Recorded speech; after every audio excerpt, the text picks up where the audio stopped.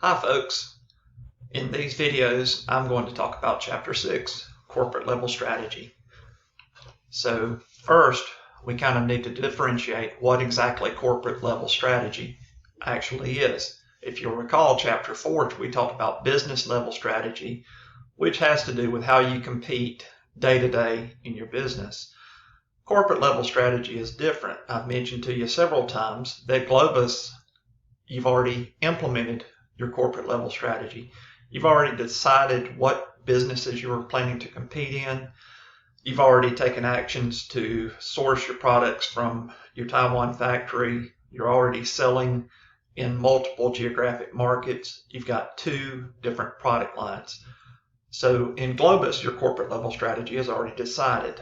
But corporate level strategy is defined as specific actions taken by the firm when we're trying to gain a competitive advantage by selecting and managing a group of different businesses competing in different product markets. Honestly, corporate level strategy is pretty straightforward, and it's all about diversification. Of course, with any strategy, we need to remember it's always about growing revenues and profits and earning those above average returns. The 2 primary questions is what product markets and businesses do we compete in, and how does the corporate structure, how do the corporate headquarters manage those businesses? So that's the nuts and bolts of it. Diversification, we'll go ahead and define that for you. It has to do with the scope of the markets and the industries in which we compete, and how we manage, buy, create, and sell businesses to match skills and strengths with opportunities that are presented to the firm. So diversification is successful when it reduces our risk. We're trying to reduce risk. It's just like diversifying in a stock portfolio. We're trying to reduce the variability in the firm's profitability as we get earnings from different types of businesses. It also gives us some flexibility to shift our investments to markets with the greatest possible returns. Think about Globus with this. Obviously, I've made this comment several times, but the future of your company in Globus has to be drones. That's where the most growth is occurring, and that's the more profitable product line. So what are we doing? We're shifting our allocation of our investments. We're shifting our capital resources, our human resources, and our natural resources from the camera to the drone. That decision was made prior to you taking over the management of the company. There's 5 different levels and types of diversification. Those are structured into low, moderate, and high levels of diversification. If we have low levels of diversification, there's a single business or a dominant business.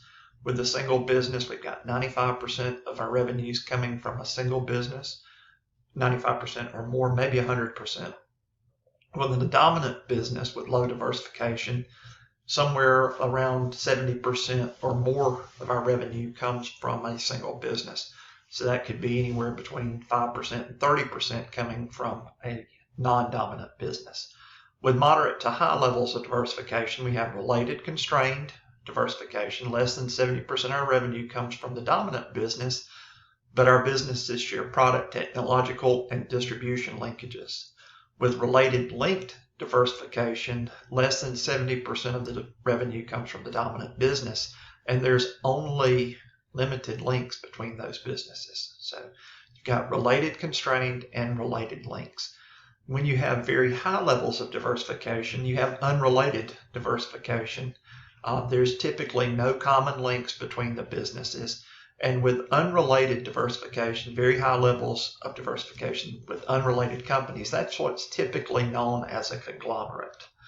So we can have a single business or a dominant business diversification strategy. As I said, these 3 slides just go a little bit deeper into it. Related constrained, related linked. This is just explaining what you saw in the graphic on 2 slides ago. Okay. Then we've got the high levels of diversification. We're talking about conglomerates. Okay.